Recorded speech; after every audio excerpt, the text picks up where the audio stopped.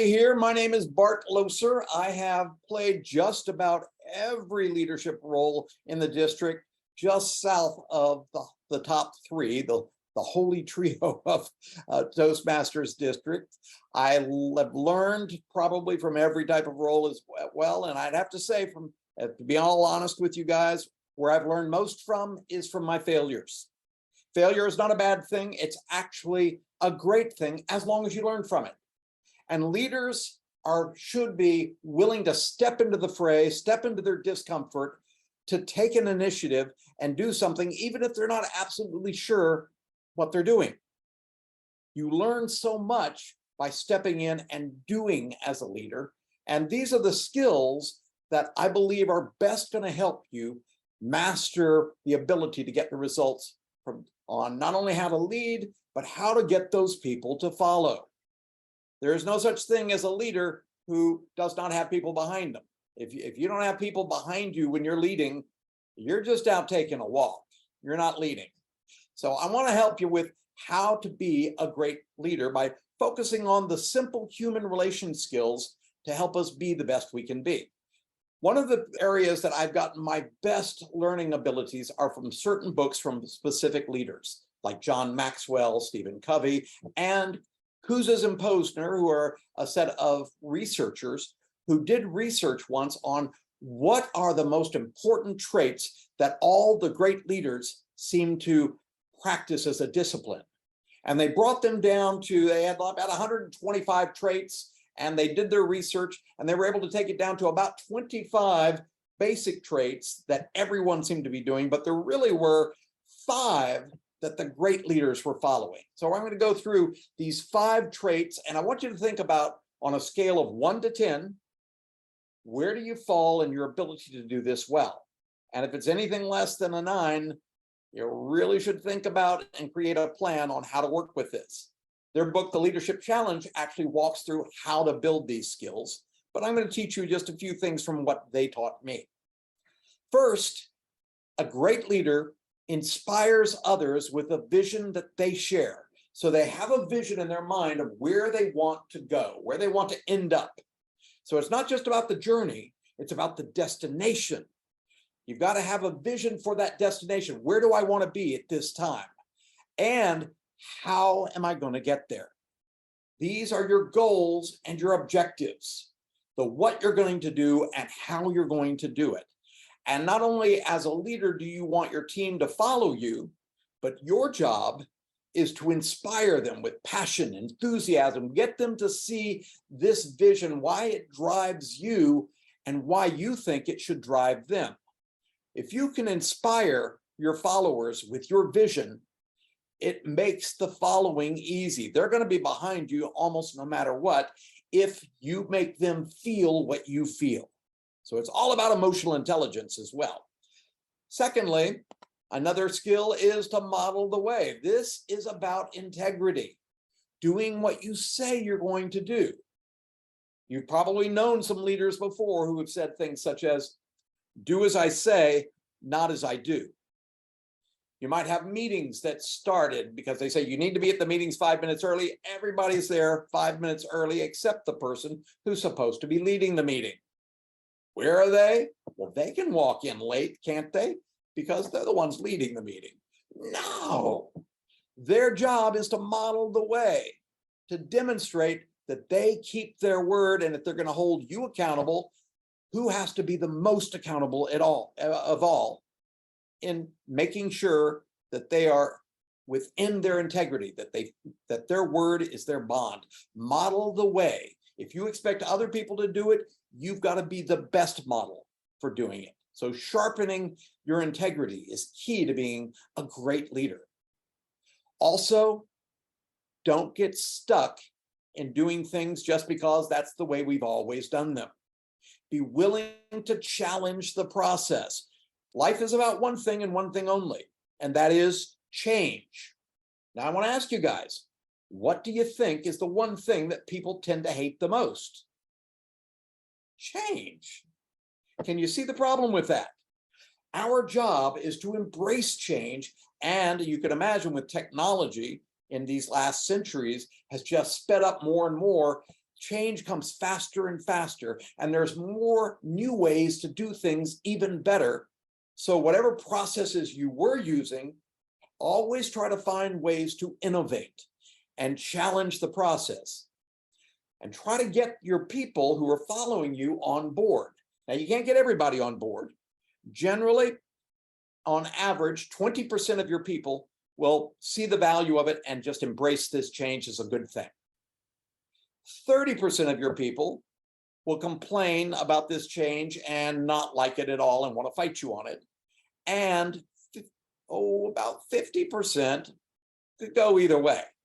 So when you're meeting with your people about change, what are you hearing? Well, the people who are in favor of the change usually don't say much. You're saying something. The 50%, though, are hearing who? The people who are complaining about the change, who don't like it, don't want to support it, who want to see it fail. Because once it fails, they get to say the great, "I told you so." And yet the only reason why almost any process fails is only one thing. You didn't truly have faith and work on this process and commit to getting around every barrier that could get in the way. If you're committed to getting rid of every barrier that could get in the way of this change being a good thing, this change, as the purpose of all changes to make things better, this change is always a good thing unless you allow the naysayers to take control. We'll talk a little bit later about how to get those naysayers on your side, but you've got to turn that 50% around and listen to the 20% and you on getting them to buy into that change. So then it's at least 70% who are in favor of it. But we'll talk more about how to be successful with change, but that's part of your job as a leader, is to get people to see the value of it and you being the one who has to see it most. The fourth trait that Kouzes and Posner talk about is enabling others to act. Now, this is important because as a leader, we generally think our way is going to be the best way. And we just want people to do it our way. If they're going to follow us, do it our way. And we probably had a boss before who once said, "It's my way or the highway." Not a good process. It's not going to go well. Because keep in mind, if you think you have a better way, which technique are you going to want to use? As a leader, I might say, well, you need to do it my way because I know that works. Well, if you believe that your way works, you probably would want me to listen to you and give you a chance to prove to me how it's going to work. As a leader, my job is to empower you, to show me how your plan is going to work, and then allow you to enact your own plan. Try never to give people the solution to their problems. If their problem is how they're going to get this done, they need to figure out how they're going to get this done. And generally their way is going to be the way they're most likely to invest in. So as long as they have a good plan and they show you how that plan is going to work, you could trust them and empower them to let them do it their way. As a leader, that is a wise way to look at it if you want results. And lastly, as a leader, encourage the heart. Demonstrate to people how much you value them, how much you care. One of our presidents, Teddy Roosevelt, once said this very famous statement, "People don't care how much you know until they know how much you care." So if you want people to care how you see it, you must be the one to care first, to demonstrate you care how they see it first. So recognize the efforts that they're making. Recognize what they bring to the table, the excellence that they do. Praise people. Make them feel valued for being on your team. You will build no greater loyalty than from that action. When people feel valued, they give that much more. So our job is to encourage and praise people and recognize their efforts and make them feel proud of the efforts they're doing on our team. These are the 5 main traits from Kouzes and Posner's perspective. Another great trainer and author is John Maxwell. Most of you are probably familiar with Maxwell. And he came up with a famous book where he identified 21 qualities that are indispensable for leaders. And I'll point out a couple of the basics that he said were important that you should work on. Number 1, your character. If you should be who you say you are, because if people find out you're not who you say you are, they're not going to follow you. So a leader demonstrates great character. They think about what is important to them, what values are important, and they live their values. And if for whatever reason you might intend to live your values, but something got in the way and you ended up not being in your integrity at that time and you get called out, you can fix this character flaw by noticing the mistake, owning the fact you made this choice that didn't work well, and fixing it, getting back in line with who you say you are.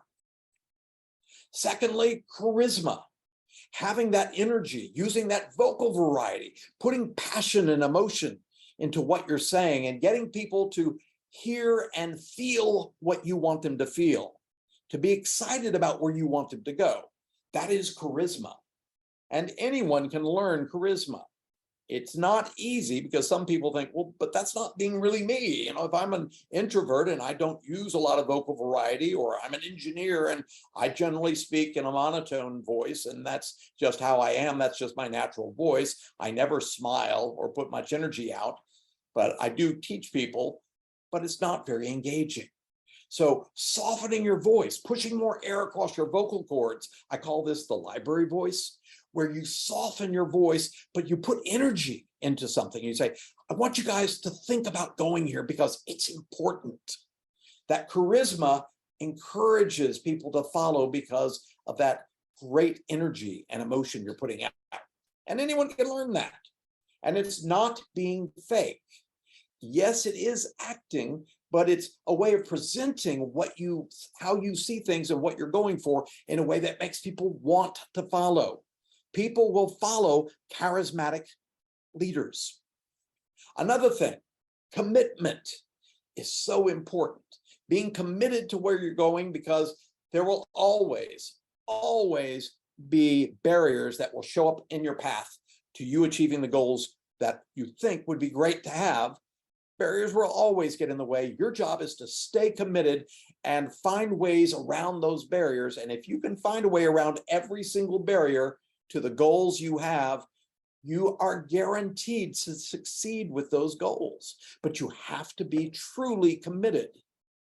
Believe in what you're doing and be willing to work at it and not quit. Commitment is the key to success. Another key to success in getting people to follow you is communication. One thing you may want to write down is the fact that all communication is assumption, which means you may think you understand somebody. You may think that when you're talking to somebody, you were clear. You may have even asked them, do you understand? And they said, yeah. Is that true, or is that an assumption on both parts? Both for the person who was communicating and to the person who was listening. They both think they understood, but how many of us never find out until way too late that what they thought they understood was not actually what you meant? That what you saw was what you saw, but it wasn't really what happened. So the only way you can communicate effectively is you have to know that your communication got across to the other person in the way you intended in your own mind. And the only way you know that is they would have to repeat back in their own words, paraphrase back their understanding in a way where you could agree with them and say, yes, that's what I mean. And it still may not be 100%, but there you can be pretty sure you were clear at that point. This is one thing you can do with using emails, is you could actually write down, so this was your understanding of what we agreed to, and you send that in an email so that when they come back another week or so later and say, I don't remember saying that or committing that to you. And it's like, you could show them the email. But the email is merely to reiterate what we communicated and what you reiterated back to me vocally in the fact that we were able to agree.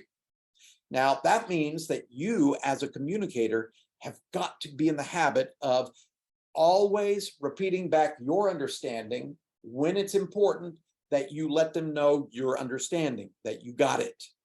The only way they know you got it is you have to repeat it back in your own words. And the only way you know they got it is they would have to repeat it back.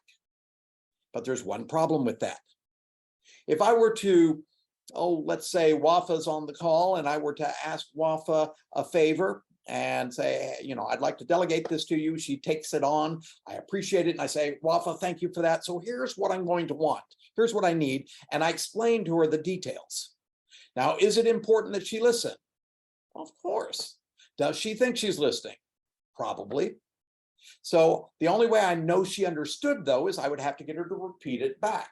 So if I ask Wafa to repeat back what I just told her, and she didn't understand my intent, what might Wafa be thinking? And Wafa, be careful with your language.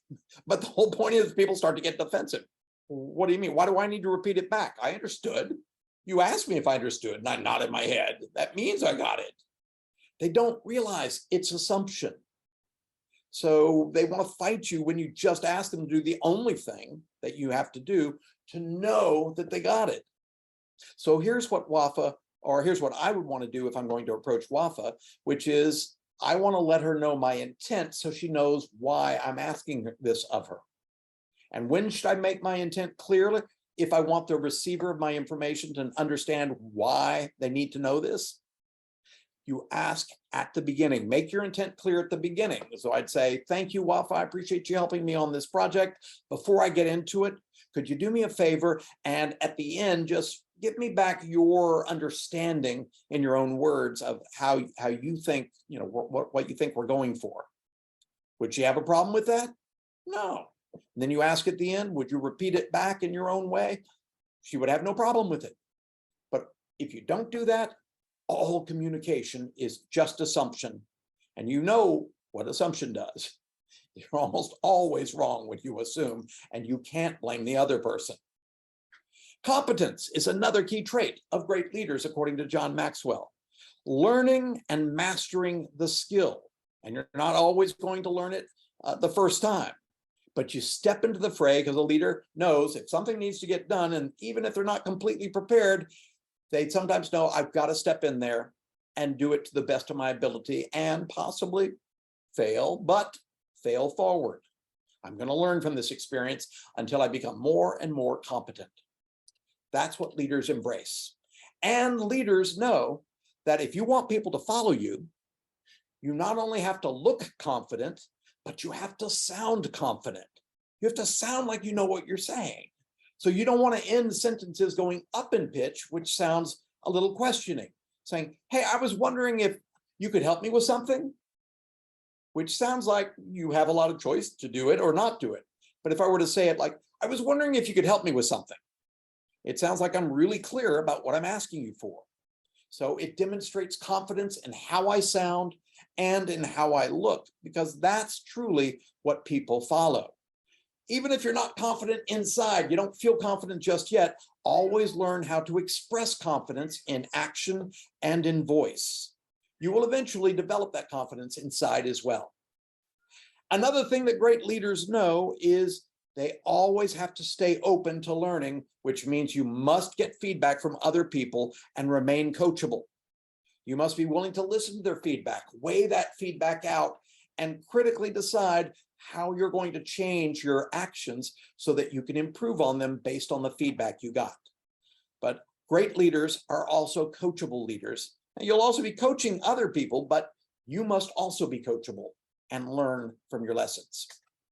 Another thing that great leaders do is they discern what's going on. They evaluate things and they study and decide, do I need to make some changes here?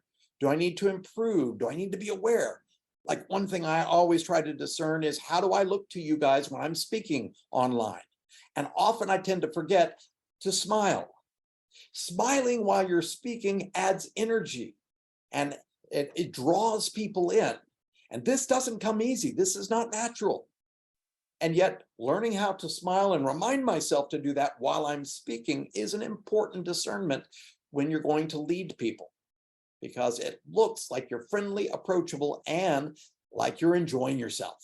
So of course they want to follow you. Great leaders also take initiative. They don't see something standing there like a box that's sitting there on the floor that's in the way of people and say, ooh, somebody needs to pick up that box and then just walk by. you're the person who will look at it and say, well, I didn't put it there, but I see this as a risk and I'm going to take care of this now because I'm the one who sees it. You take initiative. Even if you're not absolutely sure you know what you're going to do, you step in. That's what great leaders do.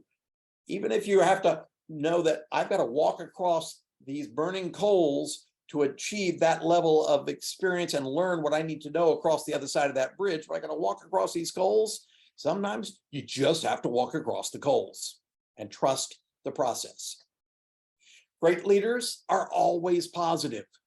Positivity, it elicits positive responses. Positivity gets positive results, just like negativity does the opposite. So if you want more positive results in your life, you have to change how you look at things to see it more positively. Otherwise, if you see things negatively, guess how easy it is to give up on your goals when things get in the way, when it gets hard. So being positive and knowing I'm going to get around those barriers getting in my way and achieve what I want, great leaders are always positive. Great leaders also learn how to problem solve, but even more important, great leaders know that if you need to get someone else to solve their problems, try never to give them your solution. Even though you can have a perfectly good solution for them, do not give them your solution because they don't have to put much energy into your solution because you know if it fails, what do they get to say? And you don't want them to say, well, don't blame me. You told me to do it that way. Well, then you should always, if you want to get other people to solve problems, hold them accountable for solving their own problems, for coming up with what do they think is the best way to get the results. Another thing you want to think about too is if they don't have a solution, they think, I don't know how to fix this. Still, don't give them the solution. Give them options to choose from. And how many options? Well, you can go through them. I'll give you one option. Well, wait a minute. One option doesn't sound like an option. That sounds like no choice. Well, I can give you two options. You can either do it my way or you can go somewhere else. That doesn't really sound like a whole lot of choice. So it's got to be at least three options that you have to put out there to someone to get them to a point where they feel like they're making a choice. But then keep in mind, if they make a choice, you can hold them accountable. They will feel more accountable. When they do it their way and it works, how do they get to feel inside? So it's that intrinsic value, that intrinsic reward of feeling a sense of achievement of doing something your way, and you as a leader cannot give that to them. So you want them to come up with their own way of solving a problem and letting them be successful with it. You can also use this as an opportunity to praise them on what a great solution they came up with and how they solved that problem, which will build your relationships even better. That brings us to the next point. John Maxwell says relationships are key if you're going to be a great leader. You've got to have close relationships, and you try never try to burn a bridge. So if you ever want to decide, should I do this or should I not? Ask yourself the question, would it burn a bridge if I say that or do that? If so, I'd say find another way. Find a way to get the results you need without burning a bridge. You almost never have to destroy a relationship. But if you find you've damaged a relationship for one reason or another, you might want to, as a leader, seek to fix that. Be forgiving of other people as well, because that will build relationships. We're all human. We make mistakes. We're not perfect. But our goal as a leader is to learn to master these skills, to build those relationships and to become more competent. Another is be responsible. Take initiative. Be the one who's willing to be the first person to raise your hand, even if you're not sure of the answer. You know, if someone says, well, who would take over or who can do this? Who's willing to step up next year as an officer for our club? Well, I don't really have a lot of experience. Are you willing to step into the fray and be coached? Yeah, that's the mark of a great leader. They take responsibility because it's no one in particular's responsibility to make our club successful. It is everyone's responsibility. But leaders step up even when no one else will. They take that responsibility. And great leaders have vision. They They think about and envision what they want, and they get people, just like in the previous book of Kouzes and Posner's book, The Leadership Challenge. You share your vision with others and you inspire them with a vision that makes them want to follow. So this is some of John Maxwell's indispensable qualities of a leader that are, again, skills that you can measure yourself on a scale of 1 to 10. How strong am I in this area versus this area?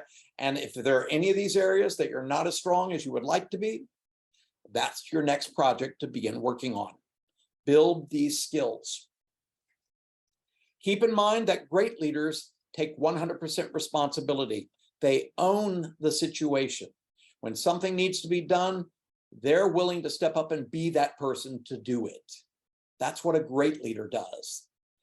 So if you want to make sure that you're successful in your life, here are 3 steps to being successful. And of course, being successful means trying things even if you're not good at it, and you will fail at times, but I want you to think about failing forward. Learn from that success. It is the most powerful lesson you learn from in life. You don't learn from things when it works. It just worked. You keep doing it until it stops working. But if you fail, it's an opportunity to learn. Don't beat yourself up on it. Just think about, notice the mistake. There are a lot of people out there who are failing who don't even let themselves see it. That's why getting feedback from other people who can sometimes see your actions more clearly than you do, they can help you to notice it. As a leader, my job as a leader, when I'm coaching you, is to help you to notice these areas I'd like you to see. And the second thing is I want you to own the fact that you're the one making the choices in your life. So if you don't like the results in your life, you might want to rethink these choices that you are making, including giving up your choices or handing them over to someone else and letting them make the decision for you. Does not change your responsibility for your results. You give that responsibility to other people to make the choice, you have still chosen that. You have to own that and hold yourself accountable. This is how you sharpen your abilities as a leader. And keep in mind, most people in life learn by age 1 that you don't have to be responsible for your failure as long as you've got a good excuse. And we've learned in life how to come up with great excuses, especially if I can blame someone else for my failure. That still is a result of my choices. So you really can't blame other people for your failures. You're still the one making the choices here, allowing them to get in your way and not doing something about that. But I'll allow you, because we're human, to make a mistake once, possibly twice, but usually not. Because if you make the mistake twice, I begin to start thinking, so you're not noticing it, or you're not noticing it, you're certainly not fixing it. And that's all I want you to do, is to turn this failure into success by noticing the mistake, owning it, and not allowing excuses, or finding a way to get around that excuse after you found that something did happen or got in your way. What are you going to do to make sure it doesn't happen again? So I shouldn't hear that excuse twice, but I will give you an excuse at least once. Yeah, there's traffic in the city where you live. Now that you know that, you always think that you've got to plan your routes carefully or leave extra early. That's your responsibility if you're going to keep your word. Keep in mind, there's a great loss when you don't keep your word to other people. The greatest failure of all, which is you teach people they can't trust you. That's a dangerous state to be in, because what kind of relationship do you have with people that you don't trust? So great leaders hold themselves to the highest level of accountability and notice it, own it, and fix it as soon as they can. Do not wait until the thing grows into a great big problem. Deal with that as soon as you can, or the first moment if someone says something to you, gives you some feedback, even if you don't agree with the feedback, you might want to think, but it is what they say they're seeing or noticing. And if so, maybe I ought to think more carefully about how much I may say ums and ahs. They say, you did that 8 times. I did not. I don't remember doing it 8 times. It's like, stop fighting them. If that's what they say they noticed, you might want to notice that and stop fighting them and own it and do what it takes to fix it. That's true success. Take responsibility. So A lot of this, though, has to do with word choices. Some of you may have heard this before, that in communication, it's not about the words you say as much as how you say the words and how you look saying the words. That has much greater influence, but the words you say have power. Words can hurt. Words can damage. And some of those words are coming from our very own minds right up here. We often say things that are disempowering, such as, I should do this. I need to do this. I can't do this. Okay, I'll try. What does that mean? These are all disempowering words. When you say, they always do that, no one ever does anything always. They never do that. No one ever, never does something. It's almost never. It's like, doesn't happen. So it's like, no. So these are disempowering words. So I want you to think about positivity and changing the language that you tell yourself and language you tell other people, and choose empowering words.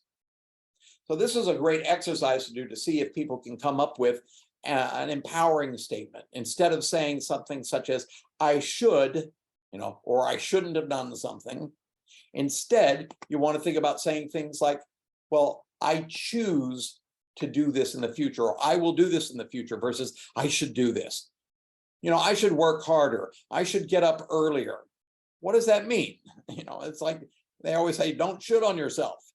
You should think about changing it, or not you should choose, or you might choose a different way that's going to be more empowering, such as, I will get up at this time. I will get that done. Another disempowering statement, I need to, just like saying you need to do this. Stop saying that. It's aggressive and it's disempowering.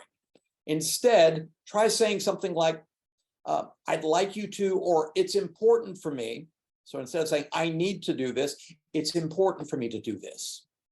That's a very different way of saying it. It changes the dynamics of what's going on in your brain. Instead of saying, I can't, focus on the positive, such as, what's it going to take to do it? I choose to do it. I will do it. So I can is the simplest way. That's the opposite of I can't. So I'll try. I don't want you to try. I want you to either do it or not do it. Trying doesn't tell me much. Trying says you're giving yourself an out to fail and then not try again. So it's like, no, I want you to do it. I don't want you to try. I want you to do it. Always. Instead, say sometimes or often. Those are more accurate. Instead of never, say rarely or seldom. These can be very helpful, like when you're giving evaluations to people and you want to keep it very positive. Make sure you're not saying the disempowering language and say things that are empowering. Instead of saying, I should have, instead say, next time I will. So you're not beating up on yourself. You're just saying, I've learned a lesson, so next time I'm going to do it this way. How many have ever heard this before? I really liked what you did here, but. Such a damaging word. Instead of saying but, one of the things they'll suggest is say and. So in other words, you're just carrying it from something positive and just keeping it positive. I'd say even better, put a period at the end of the positive sentence. I think you did a really great job. I did notice, however, one thing you might want to work on. And so I just paused and then went another direction, but it still sounds positive. You never have to give feedback to people that sounds negative. It can always be constructive or building them up. Never should come across as destructive feedback. That almost never helps people. Another thing, well, I'm just, or I only, instead just say, I am. So, I'm only, I'm only new to this, or I only can do this. It's like, instead, be positive, say positive things. Instead of saying maybe, kinda, like, don't say those words, take them out of your lexicon. This is where getting feedback from other people in Toastmasters can really help, because they can notice those things and say, you might, instead of using those crutch words, just let nothing come out, just pause. It's a powerful way of approaching that. Another thing, I don't know, instead, I'll find out. Most people don't care what you don't know. So if they ask you something and you don't know, say, let me find out. They love that. Instead of saying, you make me angry, I always love teaching people in emotional intelligence, people cannot make you angry. People cannot hurt your feelings. People cannot even hurt, people can, well, can people hurt your feelings? No. You feel hurt. You feel angry. You can say, I am angry. I feel hurt. Or I was sad when I heard that happened. That's a fact. Saying that made me sad. No, it didn't make you sad. It's what you told yourself in your brain about the situation that made you, but that you did that. So take ownership of your emotions. So you can't say you made me mad, or you hurt my feelings, or you made me feel guilty. You can't make someone mad. You can't hurt their feelings, and you can't make people feel guilty, not even your mother. She can't do it. You're feeling guilt, that's your issue. But you can say, I do feel guilty. Great, well, that's honest. That's a fact. Another thing, it's a problem. Turn it around. Instead of seeing it as a problem, see it as an opportunity. Problems are great opportunities to find better solutions. Saying, oh, it's terrible. Oh, things are just terrible right now. It'd be better just to say, I'm having a challenging time. In other words, I'm approaching it in a positive way. What will I do here? Instead, focus on the positives, which is, I'll find a way to handle it. I'll figure this out. Those are positive ways. And one last one, and you can think of many others. Instead of focusing on being a failure, focusing on you're a human being who is learning. That's what we all do from day one. That's what we do in Toastmasters. The moment you join Toastmasters is you will fail and you will learn from it and grow. Leaders are willing to take that risk and master these skills. Next, be aware that there are 3 distinct leadership styles. So if you're going to lead people, decide which style is going to work best for that individual you're working with or the team. And it depends on where they are in their experience. If someone has almost no experience at all, and they need to be told what to do and taught what to do, and it needs to be simple and direct, and they just need to do it, that's the autocratic style. But that means I have all the authority and I don't even give them a chance to have input. You may have had a boss in the past who was like that. The problem is, once you start learning how to do something, you don't want the leader telling you what to do and how to do it all the time. You might even think at a certain point, you may know better.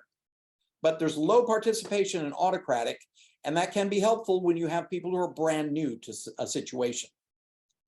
Once you have people who are extremely experienced, where they could do this blindfolded, your leadership style can be more laissez-faire. Just let it be.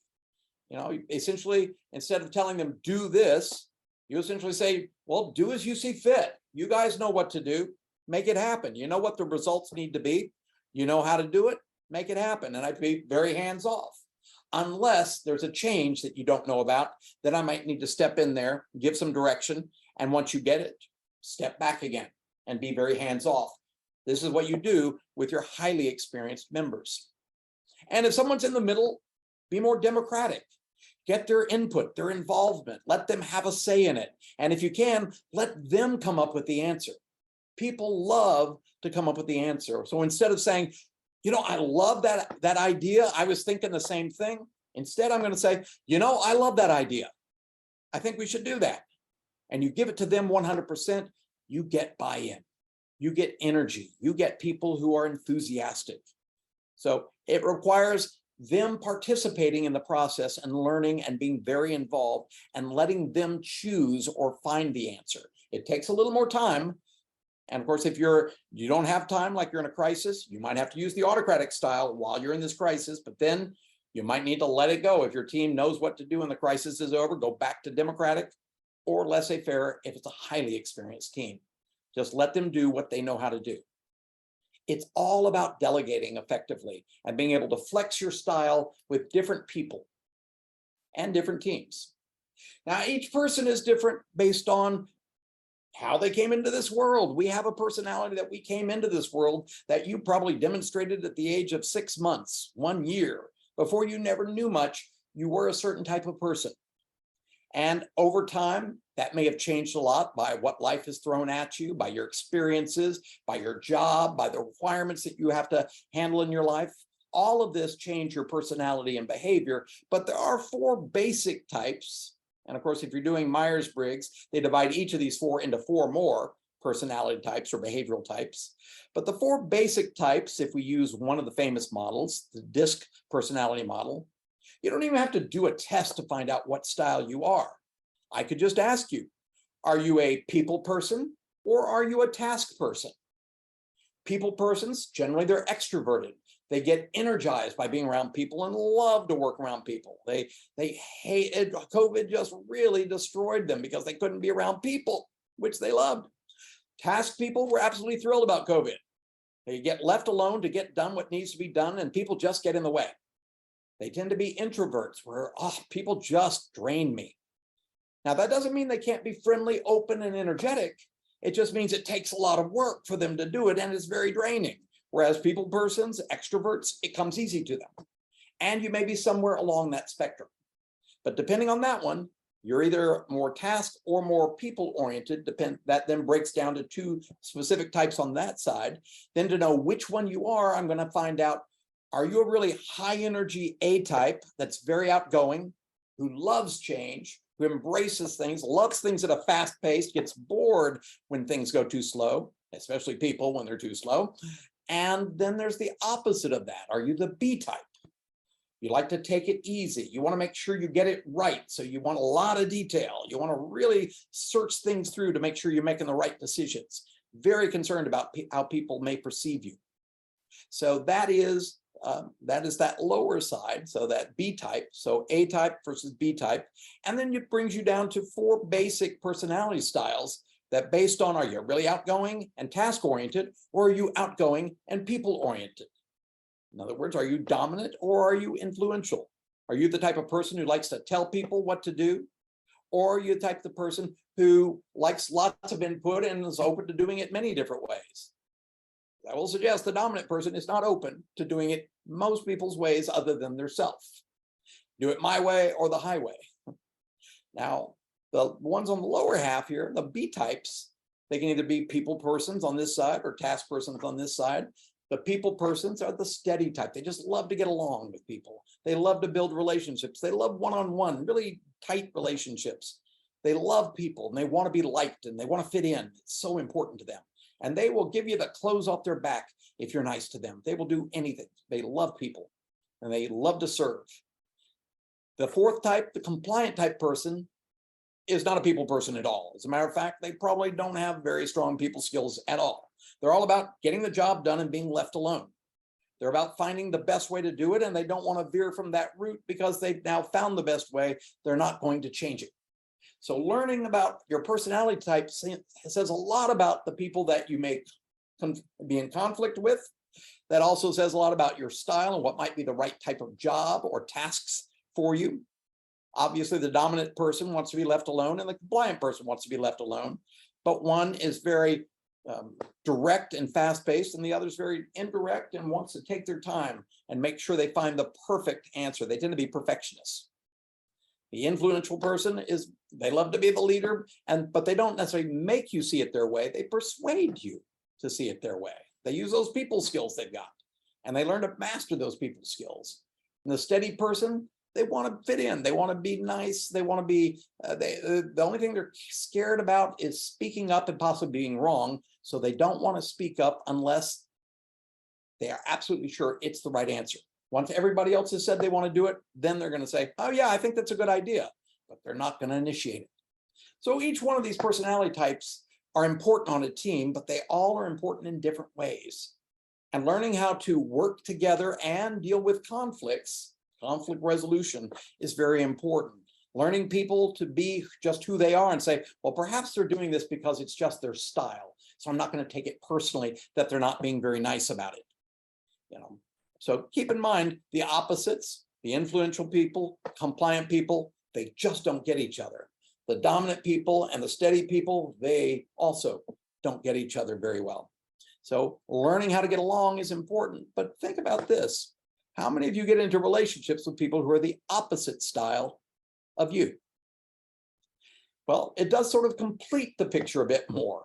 It makes you more, they fill in where the areas you're not strong in, that's the areas they're strong in. So it actually is very typical for people to get into relationships with people who are the opposite of them, and it brings a dynamic that's actually helpful, even though they may be at each other's throats at times. So one of the last major skills that great leaders must master is delegation. The way you accomplish great things with limited resources is you find ways to get others to do parts or pieces or even the entire other job to make this happen. This is why organizations are all about these structures of who does what. And the people at the top delegate to the people down below them. The people down below them delegate to the people below them to make sure the jobs are getting done. But the people at the top are not doing the job of the people at the bottom, or shouldn't be. This is what leadership is truly all about, to get the best in people. This is one of the reasons why human beings are so successful as animals, because we've learned the art of building relationships and being able to delegate effectively to build a powerful culture of many, many different skills that by ourselves we probably couldn't survive.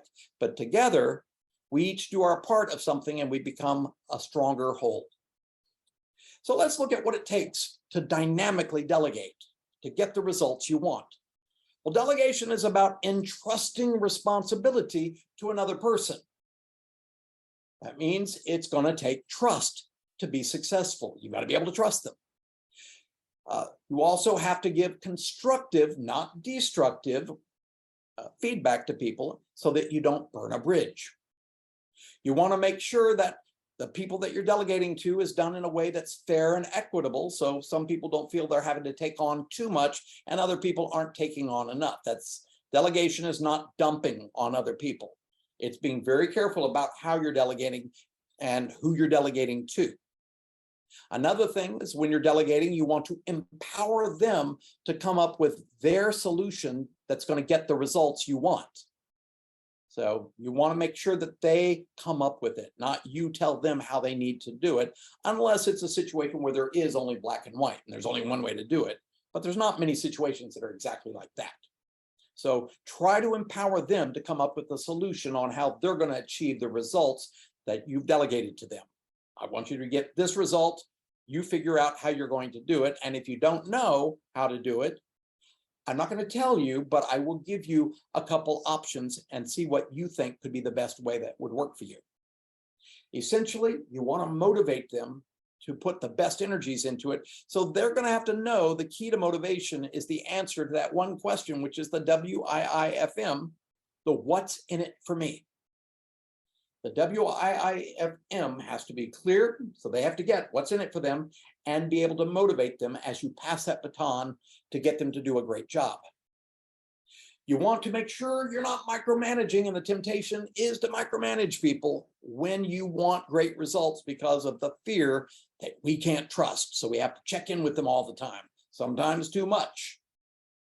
Now, how many of you have ever heard someone say, I perform better under strict micromanagement? Said no employee ever. So the whole point is that try to get them first to create a plan on how they're going to do it. And then, of course, I have to follow up to make sure I know that they're getting it done, because people will procrastinate. 75% of your people procrastinate, put off things until they don't have time to put it off anymore. And it's a crisis, not a good way to handle it. So I need to make sure they're moving forward with their plan, but I don't want to micromanage. So I'm going to ask them what they think might be the best follow-up plan. So how often should I check in with you that would be enough that you think would keep us both up to date and keep you motivated? Have them come up with the plan, but their plan has to work for you too, because I can't trust if I don't think you have a good plan. And this could be with anyone in your life. If you're going to delegate a task to someone, you just need to know, number one, what's their plan? So they need to explain their plan to you. And number two, they need to explain how their plan is going to get the results you want. And if they do that successfully, you then can trust them. You still have to check in, but you can trust that it's probably going to get done. So there are some certain steps or checklist that I think is great when you delegate, and it actually spells delegate. So here's these steps. Number one, decide what you want and who you're going to choose to delegate to. Like, you might not give a job to me that's going to require a lot of high precision and details. I'm just not a detailed precision person. I generally would have to have somebody else look at it to make sure it has that kind of perfection. I'm not a perfectionist, or at least if I am, I'm not a successful one by any means. So, but decide what exactly you want, because you're going to have to be able to convey that to someone else. Then you have to elucidate or clarify the expectation or results that you're going to want when you delegate to that other person. So elucidate the results, then leverage with the tools you've got and the resources you can offer them to help them find out how they can get it done, or have them tell you what they need so that you can help them be successful. You also want to empower them, because it should be their plan on how they're going to get the results that we've agreed to. You should also demonstrate gratitude for them taking on the project and the steps they're making toward moving toward finishing. So as you see progress, reward that progress. Find ways to praise them, especially if they're not expecting it. Like, you catch them off guard. Hey, can I talk to you about something? And they're thinking, oh my gosh, well, I'm in trouble. It's like, no, I'm going to just praise you about how things are going and how much I appreciate you taking this on. You're going to get much better results that way, because your job as the leader is to hold them accountable to the agreement they made with us. This is one of the reasons why you want them to write down the agreement that we made when you delegate, and send it as an email so that you can refer back to that if you find them trying to go back on you and say, I don't remember saying that. I don't remember saying I'd get it to you by this date. Well, would you check the email that we sent about this, and hold them accountable? Be proactive and hold them accountable. And sometimes when you delegate, you've got to train them. Some people need to be coached on how they're going to do it. And that's what we do in Toastmasters, is we sometimes ask people to take on jobs they don't know how to do. But your job is to make sure they get coached or get a mentor to help them be successful. And lastly, always evaluate, because there are lessons to learn in every situation. If the delegation went well, find out, well, what happened that made it go so well? And if it didn't go well, it's a great opportunity to learn from the mistakes so it doesn't happen again. It's a powerful lesson. So always work with them to delegate well. That's that checklist.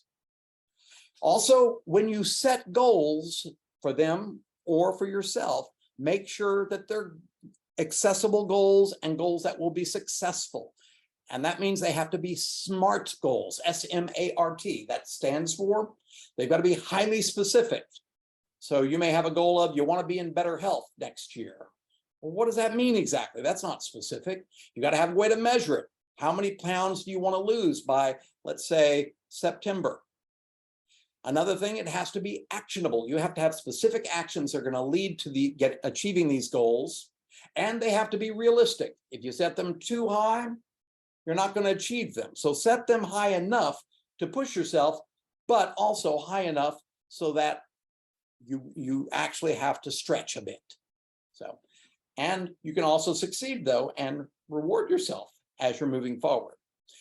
Lastly, it should have a time definition. When are you going to start it? When will you be halfway through? When do you expect to be done? So that you can keep track of your time frame.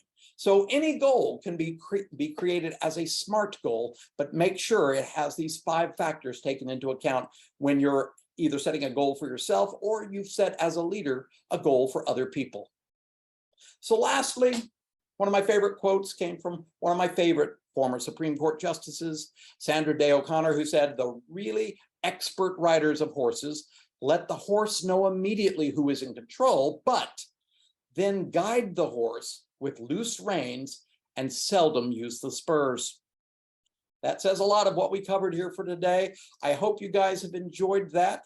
I would like to open it up to any questions you guys might have at this point, but I'd like you also to make sure to go to Toastmasters District 55, tmd55.org.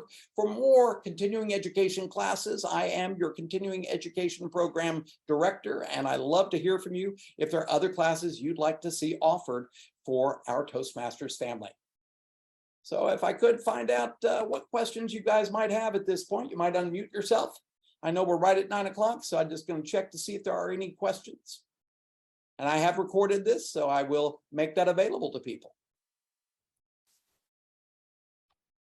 So Philip, Wafa, any questions? Great training. Really, I took pages of notes.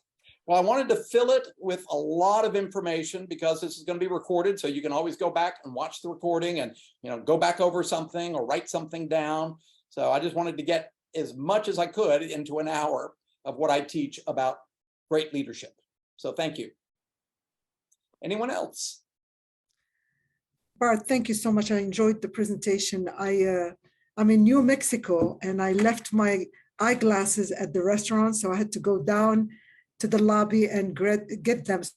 So I probably missed this, but I would like to know if you have included the motivation. How do leaders motivate others in this presentation? Well, I did not include it in this one, although I think motivation could be an entire seminar on itself, motivation and recognition. But to motivate people, you've got to find their carrot. Everybody is different. You know, personally, I don't like raw carrots. So if you give me a raw carrot, that's not going to motivate me.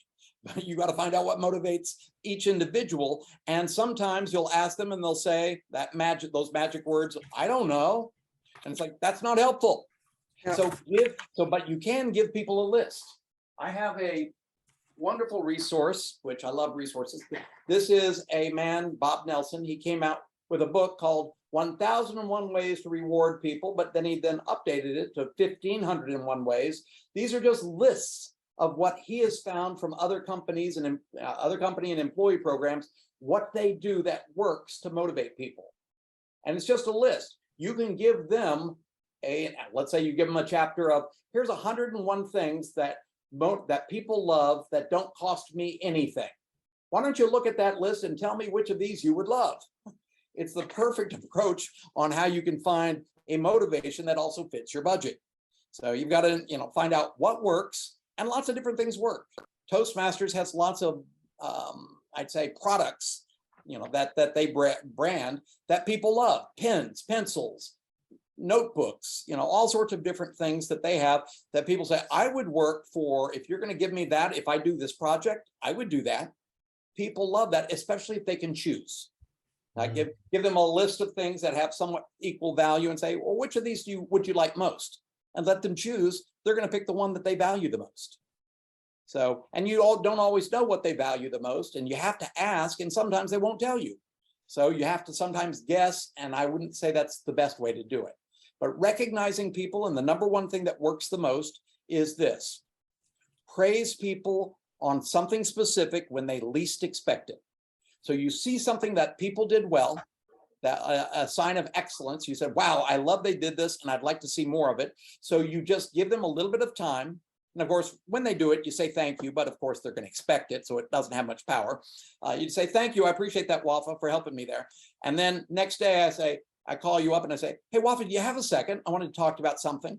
And she's like, yeah, wondering what this is. I got her attention. So, and I say, hey, I just want to say, I really appreciate you stepping in at the last moment and helping me with this project. And now I'm going to tell you why that was a great thing.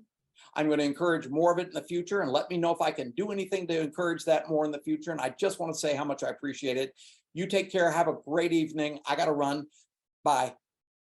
And I just leave you looking like this. What was that? You leave them in shock. I call it hit and run praise. Yeah, really. 30 seconds. I like that hit and run praise. Yeah.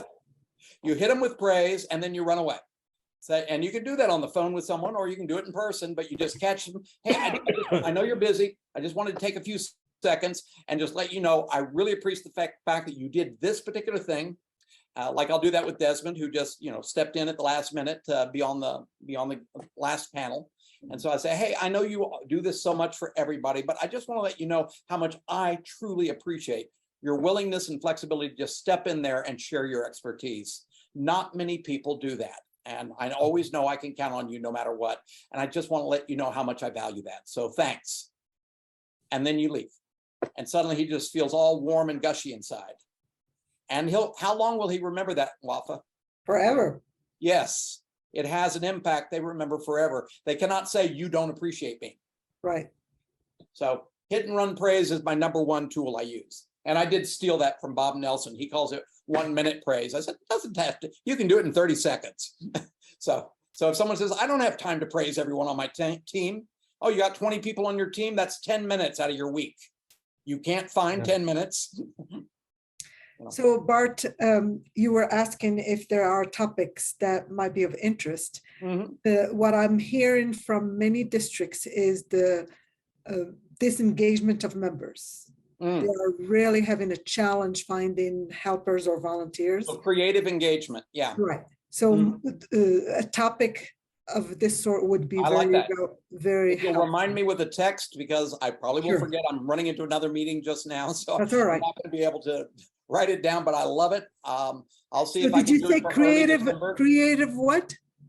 Creative, Creative engagement. oh, Creative engagement. engagement. There you go. Thank you. Great. My mind thank works you. too quickly for myself. All right. Thank Yeah, you. find creative ways to engage your people and keep them engaged. Right. You never let them, if someone's coming to a meeting and say, oh no, I just want to sit back and watch.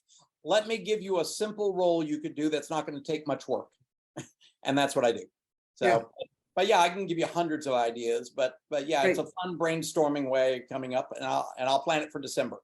Great. Thank you so much. Okay. Well, thank right. you, everyone. I appreciate it. And I will get this recording set aside for everyone, and we'll do something on motivation. Send me a note about that too. Hey, I need something that will, how do we better motivate people? And that can be part of the same workshop. Great. Yep. All right. Creative engagement. Yeah, we'll motivate you to do that, my friend. All right. Well, thank you guys. I appreciate it. Thank you. Bye. Bye-bye. Thank you so much.